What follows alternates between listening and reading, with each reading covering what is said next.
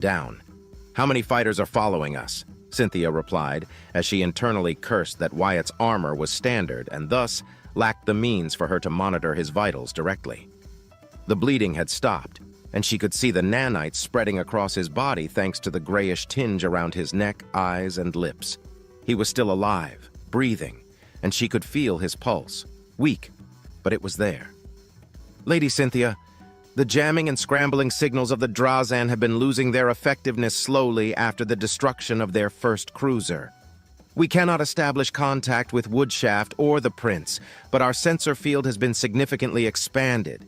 It would seem Woodshaft is under siege. Orders, Lady Cynthia? A Royal Marine asked, impassive and serious. Common Drazan raiding tactic. Even if we head over to the station, we won't be able to do much. The rest of the Drazan fleet is focused on destroying us after Wyatt's actions. Every moment we keep the bulk of their remaining forces away from Woodshaft and focused on us is far more helpful than the little aid we could provide on the ground, she replied, mirroring Wyatt's reasoning and seeing that he had spoken true. We shall continue and avoid making any harsh course corrections. Galt, how many fighters are you detecting? We are detecting over 400 fighters. I didn't know those monsters were capable of fielding so many fighters into a ship that's not a dedicated carrier, he replied swiftly. Now I am far more grateful that the lieutenant managed to destroy one of those cruisers. Drazan raiding ships are a mix between a warship and a cargo hauler. Also, they can fit more of their precious feed inside their ships. Most patrol fleets would stand no chance against a fleet like the one we're facing. It truly speaks to the power of this ship. Tell me, Galt, was Samuel Caiston a talented captain? He was, Lady Cynthia. Only his cousin, Lord Andrew Caiston, is said to surpass him in intellect and skills, Galt replied. I believe he had many medals and commendations under his name. Which ones, I know not. Cynthia absorbed his words and mused them for a moment. She wasn't a shrewd politician like Clara, nor was she comparable to her sister's commanding talent and expertise. But she was no moron either. Lengthy meetings, hearing, and aiding her friend had taught her a thing or two. What do you think he would have done in our place? Run away and retreat as his orders demanded, Galt replied, then grimaced. And even without them, I believe he would have retreated or remained hidden regardless. He was an ambitious man and wished to further his standing within House Caiston and in the eyes of Duke Draymore, no doubt. Cynthia frowned slightly. The way Galt spoke of the late Samuel Caiston indicated a measure of respect, but no fondness nor familiarity. Were you not his underling before obtaining this ship? Heavens, no. I operated as a lieutenant commander on the 3rd Fleet, 1st Patrol. Specifically, the APNV Grace of Divination, a battle cruiser. Galt paused for a moment, fingers moving across his terminal. Score 3 hits, he announced with a nervous sigh. I met Lord Samuel 6 months ago and was placed under his command before the ship was delivered to him. Cynthia felt a wave of dread wash over her as a question ran through her mind. How many ships like the Noir Navio, or worse, ships more powerful than it are at Duke Draymore's disposition?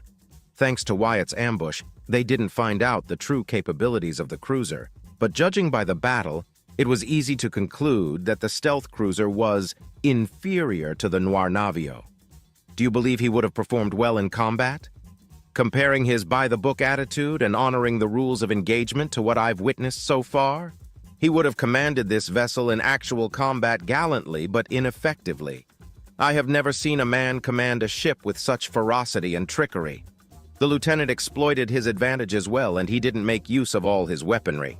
I wonder why he didn't. Regardless, I believe Lord Samuel would have been hard-pressed to even disable the destroyer during the same circumstances, Galt explained truthfully. Then he gazed upon the unconscious man. Lady Cynthia, if I may be so bold, will he survive? I plan to make him survive. Lieutenant Wyatt Staples, proved himself reliable before, then he proved his worth and talent as a pilot. Now I doubt my princess, nor the prince for that matter, will allow his life to go to waste, Cynthia replied, relieved that Wyatt's pulse felt stronger than before. Galt's words gave her a moment's pause, though. He's correct in his assumption about Wyatt's approach to combat. What was he planning on doing next? Was powering all weapons, blatantly giving away his position through heat built up part of his strategy? It worked against the crippled destroyer, and the way he assaulted the Drazen confounds me so. He went in for the kill, no glory whatsoever, and he laughed so boisterously when the cruiser was destroyed. Uncouth, yet relatable given the enemy we're facing. No commanding officer should showcase such glee so openly. For that matter, most admirals and other high-ranking Navy personnel would never be so bold as to strike at the Drazen so brazenly unless they were to command a heavy assault patrol. Her thoughts came to an end when she heard the red-haired man release a restrained sigh. Then I shall pray for his well-being. Lady Cynthia, the fighters are nearly within effective range lock. Missile pods are loaded and we are ready to perform quick-fire reloading if need be, Galt announced. Do not burn yourself unless necessary. Reload at regular speed. When ready, lock onto the nearest fighters. 3 missiles for each fighter and open fire freely. After that, repeat the volley. Take down as many of those murderous plants as possible, she ordered. Firing, Galt announced. A minute of tense silence followed before he spoke again. 6 volleys fired and proved to be largely ineffective. Drazen fighters countered with missiles of their own and flares. Only 11 fighters were destroyed. Shall we fire again? They seem to be unable to lock onto us. Keep firing as long as they are within lock range. Either they shall run out of flares and intercept missiles of their own, or will inflict so many casualties that they will give up the chase, Cynthia ordered. Another long, tense minute went by until a voice spoke up. Lady Cynthia, a Royal Marine announced, ships have been detected at the edge of our sensors. It appears to be His Majesty's fleet set on a course to Woodshaft. The Drazen fleet has broken chase and appears to be disengaging entirely. Confirmed, Lady Cynthia. Drazen fighters are disengaging and peeling away, Galt informed, relieved.